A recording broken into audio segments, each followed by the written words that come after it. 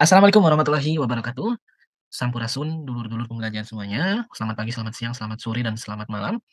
Dimanapun dulur-dulur berada, mudah-mudahan kita senantiasa dinaungi kesehatan, keberkahan, dan rasa syukur yang luar biasa ya. Amin Allahumma amin. Baik, di sini kami dari dulur pembelajar pada kesempatan kali ini akan sharing kepada dulur-dulur. Kita sharing dan kita sama-sama belajar bagaimana cara pengisian atau tutorial pengisian lapor pajak online atau SPT tahunan untuk 1770 ya, yang menggunakan 1770. Ini bagi dulur-dulur yang berprofesi masuk ke pekerjaan bebas ya, seperti notaris, pengacara, kemudian dokter gitu ya, dan lain-lain, atau dulur-dulur yang memiliki usaha UMKM ya, yang menggunakan tarif PP 55 ya, kalau sekarang yang sebelumnya PP 23 gitu ya, atau dulur-dulur yang bekerja, kemudian sambil usaha misalkan ya, dan sebagainya yang menggunakan 1770 e-form ya, untuk orang pribadi ya ini ya. Nanti kita akan bahas secara umum. Nah, untuk cara lapornya, dulur-dulur silahkan masuk ke djponline.pajak.go.id. Nah, kemudian di sini silahkan masukkan NPWP atau NIK, kata sandi dan kode keamanan. Nah, jika dulur-dulur belum pernah registrasi sama sekali, pasti belum punya kata sandi kan ya? Nah, cara membuatnya silahkan di sini ada tulisan pengguna baru, klik daftar di sini ya. Silakan diklik daftar di sininya dulu untuk pendaftaran dan membuat kata sandi. Atau kalau dulur-dulur ternyata sudah pernah bikin sandinya ya, sudah pernah registrasi tapi lupa, silakan klik lupa kata sandi.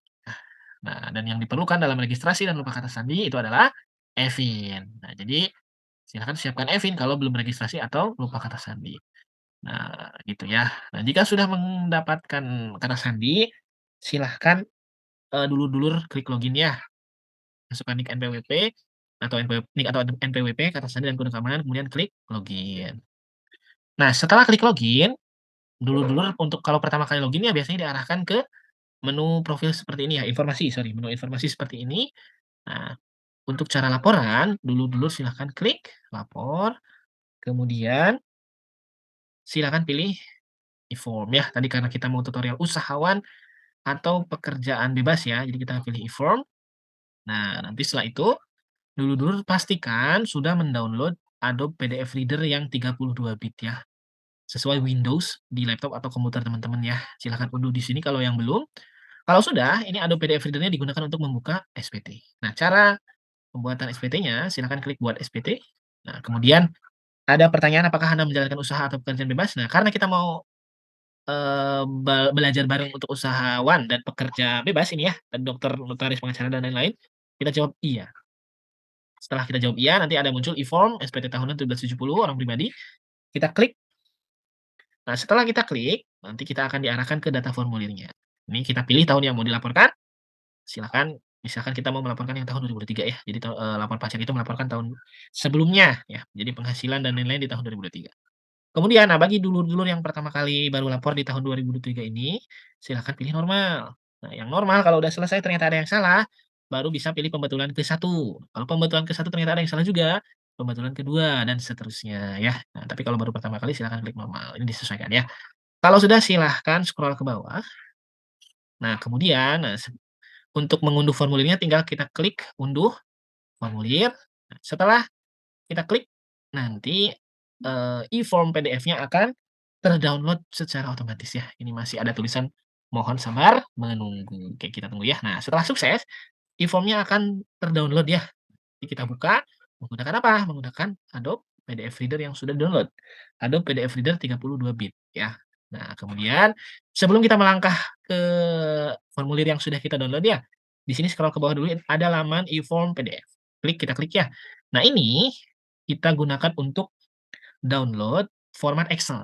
Nah, yang akan kita import ya, kalau dulur-dulur mau menggunakan fasilitas import Excel. Entah itu, ada import harta, kewajiban, kemudian omset, bukti potong. Nah, ini disesuaikan dengan yang dulur-dulur mau import. Nah, tapi ini tidak wajib karena dulur-dulur nanti bisa, apa namanya, input satu persatu. Nah, ini tapi kita tetap tunjukkan ya. Oke, karena masih loading, kita tunggu dulu sebentar. Nah, setelah muncul laman e-form PDF-nya, kita scroll ke bawah. Nah, dulu-dulu yang butuh format Excel-nya ya, karena ini 1770 silahkan di-download, diunduh format dan contoh pengisian yang ini ya. Unduh SPT 1770, contoh format dan contoh pengisian. Nah, setelah kita klik unduh, nanti akan muncul ya Excel ya, nanti bentuknya zip ya, kemudian dulur-dulur ekstrak, nah nanti isinya ini. Nah, ini Excel digunakan untuk import ya, semuanya tinggal diisi sesuai dengan data sebenarnya untuk diimport. Nah, oke, kita langsung praktek ya ke e-form yang tadi sudah kita download. Nah, tadi sudah saya siapkan di sini. Nah, nanti ketika sudah muncul seperti ini, dulu-dulu silakan klik kanan, kemudian open with Adobe Acrobat Reader, gitu ya. Klik kanan, open with Adobe Acrobat Reader, kemudian oh bentar, kita share screen dulu ya, biar terlihat. Kita coba dulu. Kita buka, klik kanan, kemudian open with Adobe Acrobat Reader. Entar saya tambahkan share screen-nya dulu. Bentar, oke. Nah, setelah kita klik kanan, kemudian open with, nah inilah e-form 1770 yang akan kita isi. Oke, kita mulai review dari atas ya. Nah, ini tahun pajak yang akan kita laporkan. Kemudian langkah awal, silakan pilih pencatatan atau pembukuan. Nah, pembukuan jika dulur-dulur menggunakan tarif umum, skema tarif umum, kemudian membuat laporan keuangan ya. Ini silahkan klik pembukuan. Tapi kalau ternyata dulur-dulur, "Aduh saya nggak bikin laporan keuangan, terus saya menggunakan NPPN atau saya UMKM," nah PPh final tadi ya, ini silahkan klik pencatatan ya. Oke, jika sudah kita scroll ke bawah, nah yang pertama diisi ini adalah daftar aset. Nah ini bisa diisi satu persatu atau import data dengan Excel yang tadi sudah kita download dan isi. Oke, kita contohkan input satu persatu ya. Ini silakan di-input aset dulu-dulu satu persatu. Nah, tanah, apa, rumah, bangunan, tabungan, perhiasan, dan lain-lain ya, reksadana, saham. Ini disesuaikan dengan yang dulur-dulur punya. Nah, misalnya kita kasih contoh reksadana, nama aset hartanya reksadana, kemudian tahun, pembelian reksadanya misalkan 2023. Nah, setelah itu, sorry, harga reksadananya berapa, misalkan harga perolehannya 10 juta. Nah, kemudian keterangannya boleh diisi, boleh di-strip. Nah, bisa diisi satu persatu berdasarkan aset yang dulur-dulur punya atau bisa diimport. Nah, coba kita klik import ya. Diimport, kemudian ini dulur-dulur import yang Excel yang daftar harta. Bentar, share screen-nya ini enggak. Oke, masuk ya. Nah, karena masuk, silahkan pilih yang daftar harta. Nah, setelah itu nanti akan muncul. Nah, ini kalau ngimport di Excel. Tapi ini juga bisa input satu persatu ya. Nah, jika sudah daftar harta, silakan ke bawah ke daftar utang. Nah, ini juga bisa ditambah satu persatu. Misalkan dulur-dulur punya utang di bank B BBB BBB gitu ya. Kita tidak usah sebut merek. Kemudian alamatnya misalkan di banknya di Jakarta, unit atau cabangnya di Jakarta. Sisa pinjaman di tahun 2023 akhir Desember ya, berapa? Misal ada sisa Rp2.000.000. Nah, iya, Thailand katanya sekarang boleh di kamar depan? Boleh. Nah, misal dulur-dulur punya utang di bank BBB Jakarta, sisa pinjaman tahun 2023, akhir Desember adalah totalnya 2 juta. Nah, ini kalau ada saja, kalau tidak ini nggak perlu diisi. Ya, nah bisa di-input di sini satu persatu. Kalau ternyata misalkan punya banyak, ya silakan bisa di-import data menggunakan Excel yang tadi sudah kita download dan isi. Oke, selanjutnya ke daftar keluarga. Nah, ini juga sama, dulur-dulur semuanya dimasukkan nih data keluarga. Selain dulur-dulur ya, ini jadi bukan dulur yang laporin di sini, misalkan istri dan anak-anaknya. Istri, nama istri siapa, nik istri, hubungannya tadi istri misalkan, pekerjaannya apa. Oke, kalau misalkan belum menikah, belum ada tanggungan, ini nggak usah diisi. Oke, disesuaikan ya, ini tinggal dipindahkan dari kartu keluarga saja. Nah, setelah itu, kita lanjut ke klik selanjutnya. Nah, di lampiran ketiga, nah ini dulur-dulur, ada yang bagian A, penghasilan yang dikenakan pajak final atau bersifat final. Nah, ini kalau ada saja. Kalau ada penghasilan final, ini ada, nomor 1 sampai 16 ya. Ini silahkan kalau 16 kalau ada di antara ini, nah misal dulu-dulu mendapatkan bunga deposito, kan dikasih sama bank ya, berapa penghasilannya, terus PPh yang dipotong oleh banknya berapa, atau misalkan dulur-dulur dapat honor atas beban APBN atau PBD, PNS misalkan ya, punya usaha PNS, nah misalkan ada honor nih, bisa dilaporkan di sini. Atau misalkan dulur-dulur menjual tanah atau bangunan dan atau bangunan ya, nomor 7 ini. Ini juga silakan dimasukkan jumlah penghasilannya dan pajaknya berapa. Oh, kita kasih contoh aja ya. Misalkan ini menjual tanah nih, dulu-dulu sudah di tahun 2023 menjual tanah senilai 100 juta misalkan. Kemudian tanah tersebut pajaknya misalkan 2,5%, berarti kan 2.500.000. Nah, ini disesuaikan ya, dan seterusnya yang ada saja. Nah, tapi khusus untuk UMKM, nah yang menggunakan PP 23 atau PP 55, nah ini maksudnya yang PPh final 0,5% itu ya. Nah, ini silahkan klik nomor 16 ini kemudian klik contreng ya, di X sorry, di X ya, dipilih kotaknya di X. Nah, setelah itu dulur-dulur silahkan scroll ke atas, nanti akan muncul PP 23 atau PP 55, silahkan diklik. Ini diisi rincian omset usaha UMKM dulur-dulur tadi. Boleh diisi satu persatu dengan klik tambah ya, Januari sampai Desember omsetnya berapa, atau boleh juga dengan mengimport. Nah, dengan Excel yang tadi sudah kita download dan isi. Nah, ini harus diisi ya. Oke, misal kita import PP 4623. Nah, setelah kalau diimport nanti muncul nih Januari sampai Desember yang sudah kita isi ya dengan format yang sudah disediakan seperti ini. Ada omset misal di sini 1,2 miliar. Nah, tapi dulur-dulur yang perlu diperhatikan karena ini UMKM yang menggunakan PP 23 atau PP 55, itu kan ada, skema baru ya di tahun 2022, 2023 juga kan. Kalau menggunakan PP 23 atau PP 55 UMKM orang pribadi dan omsetnya di bawah 500 kan tidak kena, kalau lebih selisihnya yang kena. Nah, ini harus diisi nih di sampingnya ya.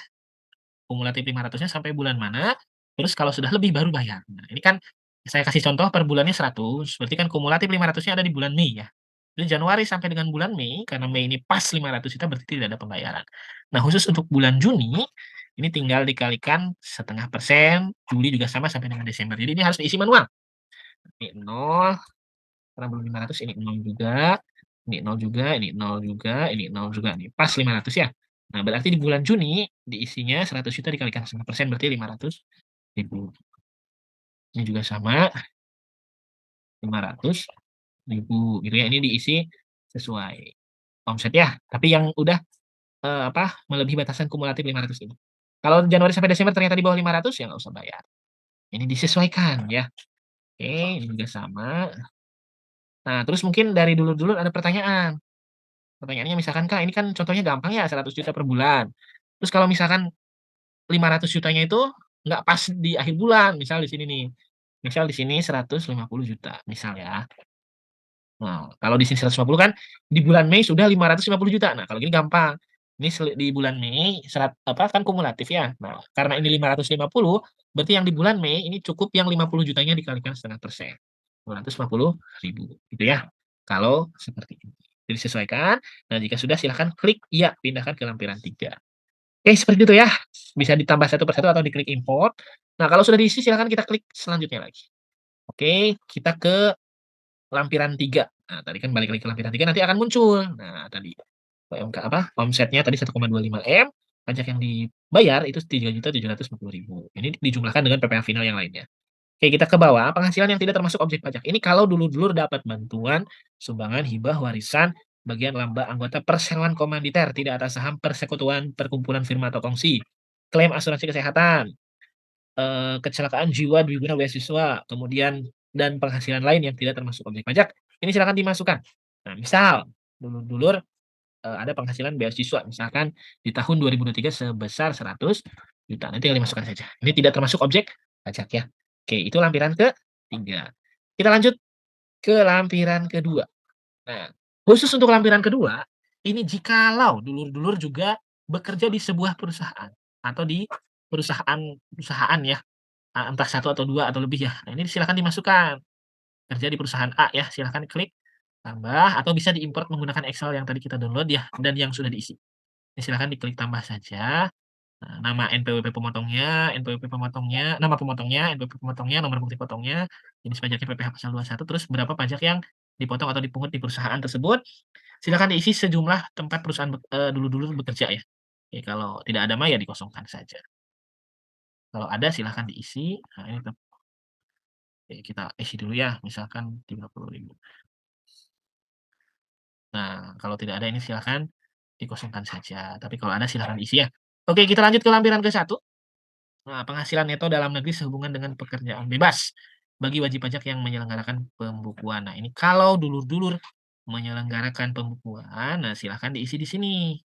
Dari laporan keuangannya berapa peredaran usahanya, harga pokok penjualannya berapa kalau perusahaan apa namanya, dagang ya. Kemudian biayanya berapa gitu ya, dan seterusnya.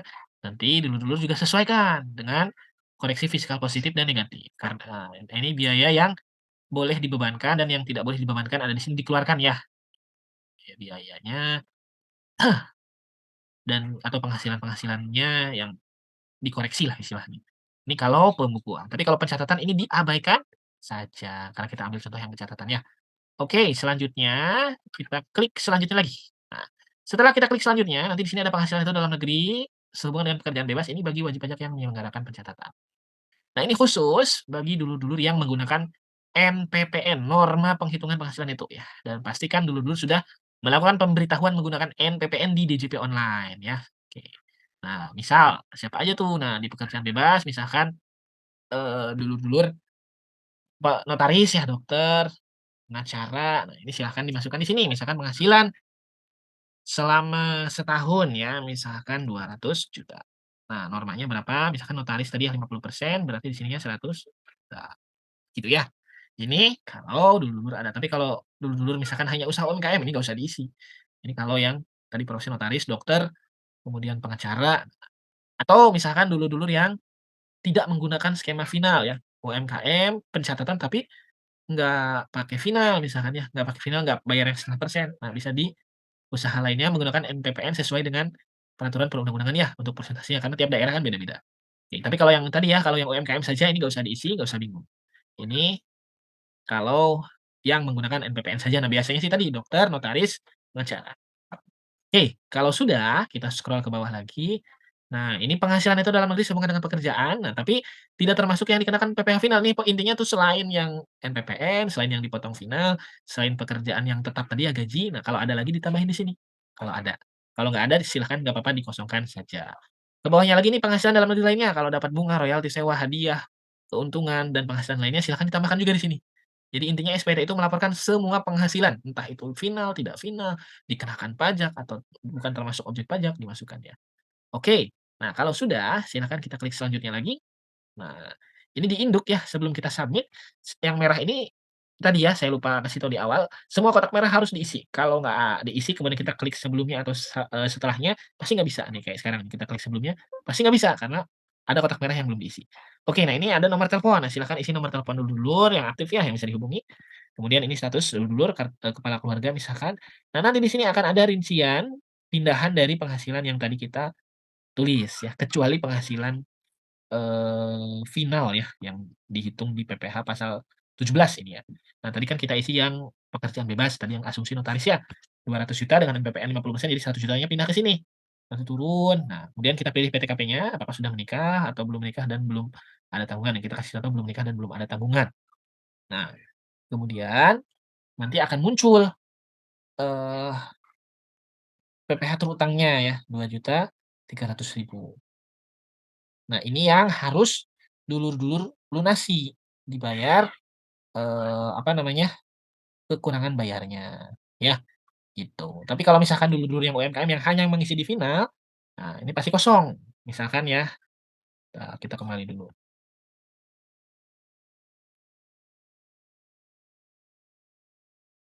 Nah, kalau dulur-dulur yang misalkan hanya UMKM ini kan kosong,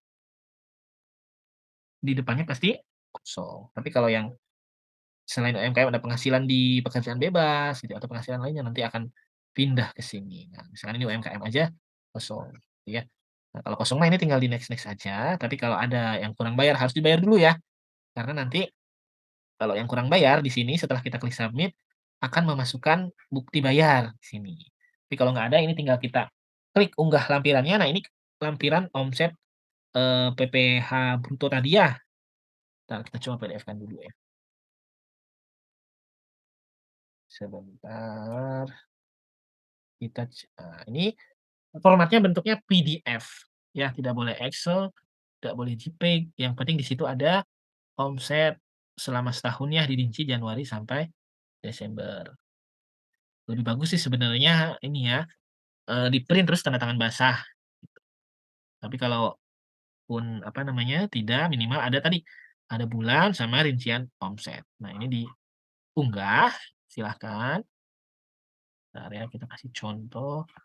Nah, diunggah di sini, kemudian kita scroll ke bawah. Nah, akan ada link kode verifikasi, ini dapat dari email, nanti masuk otomatis ke email kita. Nah, kode verifikasi, ini silahkan dikopikan, ada kotak ya, kita Ctrl C, kemudian masukkan ke kotak, kemudian klik submit. Nah, setelah kita klik submit, nanti kita akan mendapatkan tip penerimaan elektronik seperti ini ya, bukti kalau kita sudah lapor untuk 1770, seperti itu ya. Nah, tadi kita ulang sebentar ya, kalau yang kurang bayar. Bentar, kalau yang kurang bayar, dia akan muncul. Kita ulangi lagi ya, misalkan dokter notaris tadi ya, misal 250%, 100, oke. Nah, kalau misalkan SPT-nya kurang bayar, tadi kan yang nihil nih, karena dia UMKM, jadi sudah dipotong pajaknya final, jadi nggak dihitung pasal yang 17 yang di sini ya, di depan sini. Nah, kalau ada, nanti kan di sini pasti kurang bayar ya. Ya silahkan pilih tanggal pembayarannya, misalkan tanggal 25 Januari 2024, kemudian kita klik submit. Nah, di sini akan ada muncul menu tambahan, kode MAP, kode jenis setor dan tanggal, pembayaran, surat setoran pajak ya atau SSP itu atau PBK, Pemindahan Bukuan. Ini silahkan diisi ya sesuai dengan kapan dulur-dulur bayar, terus berapa yang dibayar, ini harus sesuai dengan kurang bayar ya, dan kode billingnya ini 411125.200. Ini masukkan NTPN-nya, setelah dimasukkan, baru dulur-dulur klik submit, masukkan kode verifikasi yang di email ya, terus klik submit, nanti akan mendapatkan, bukti penerimaan elektronik seperti yang ada di gambar. Baik seperti itu ya, nanti kalau ada kesempatan kita akan pecah, apa namanya, kita akan share ulang spesifik ya UMKM di atas 500 seperti apa, di bawah 500 seperti apa, pekerjaan bebas seperti apa. Nanti ya mudah-mudahan ada kesempatan. Ini secara umum dulu, terima kasih, mohon maaf bila banyak kesalahan. Assalamualaikum warahmatullahi wabarakatuh.